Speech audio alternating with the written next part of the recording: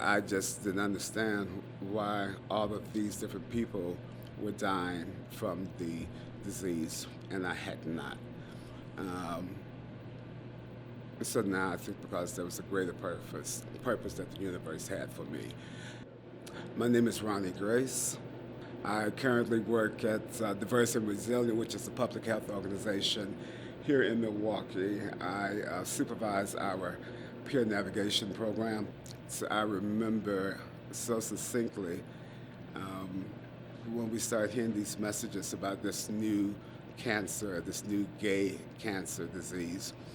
And at the time, they was telling us it was a white man's disease, gay white man disease. And we said, okay, we good, we good, we good. And then suddenly, my roommate found out that he had HIV, and that started uh, years and years of trying to wrap my mind around HIV. And of course, it was so scary. We were all terrified. Suddenly, we would start seeing a lot of the young men who were maybe built like I am. All of a sudden, you see them a couple of months later, they had shrunk down to maybe 120 pounds. And you start noticing people in the community, the textures of their hair started to change. They started to have these gaunt type looks, a great deal of them. And then all of a sudden, it wasn't a gay white man's disease anymore. It was in our community. And it was frightening because you start watching your social circle diminish and get to the point where as you go to that club that used to be filled with people dancing, lovely, vibrant people, and it was almost a ghost town. I got a phone call from my doctor's nurse saying that I had tested positive for HIV. We're sorry, sweetie, have a good day. And that was it. There was no counseling. There was no, why don't you come in, let's talk about this, I want to educate you around this. It was just, we're sorry. So, of course, I was so scared because I figured, like most of my friends who did become positive, usually within 6 months to maybe a year or so they passed. Black gay men didn't have any more sex than anybody else, but they were the rates of HIV was very high within that community. So it was really about um, discrimination, both from black people and white people. I had a brother who's gay and who was gay. He died of HIV.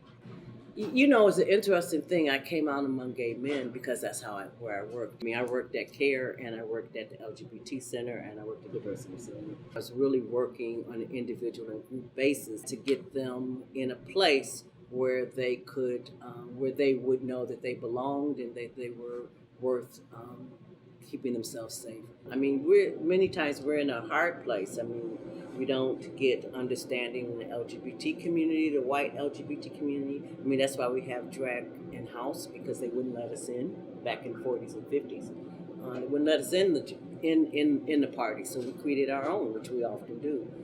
Then the House of Infinity started having programs, and I started hanging out with them. So it was really a beautiful thing, and they would host these parties and events, that really. They were just beautiful situations. They give people awards and get the attention, really increase the visibility of, first of all, black gay men and then transgender women. Mm-hmm.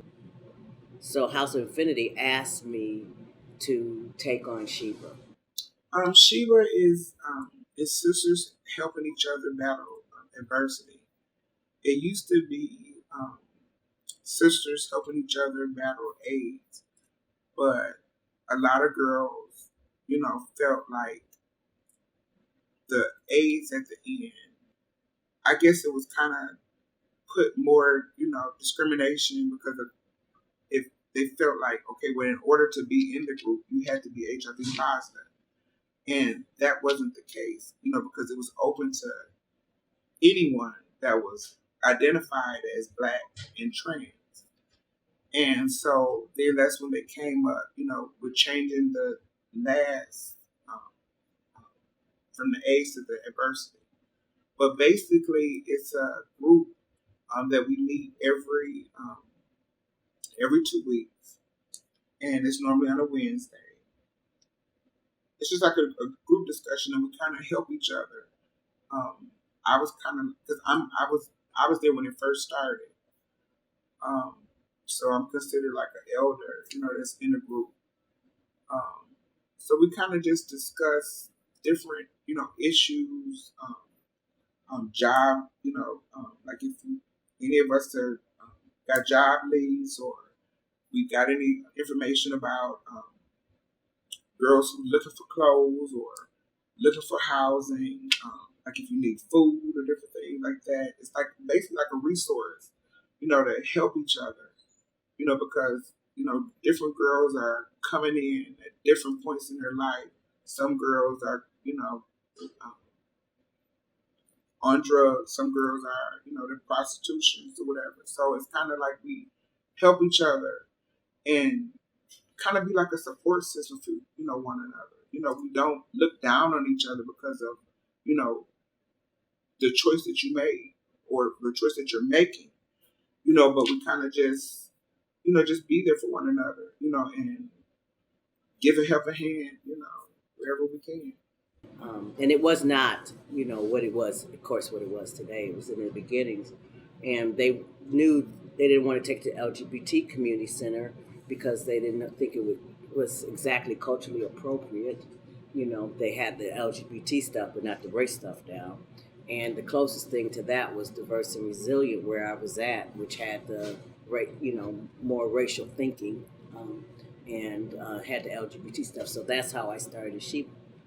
And back in those days, trans folks did not go out to dinner together in groups, because you could clock someone or, but we started doing that and started pushing that. And then from there, I started an African American gay men's group and started doing the same thing. Remember, people weren't out.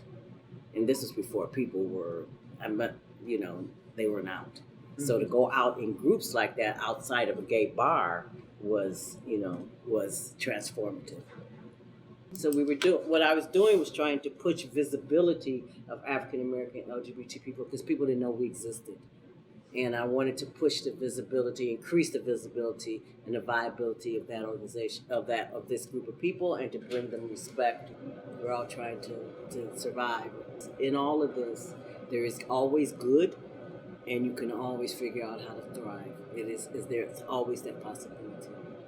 Just like last night, there was a World AIDS Day ball, and I was given a really great honor from the community for being a part of the community as well as working in the community.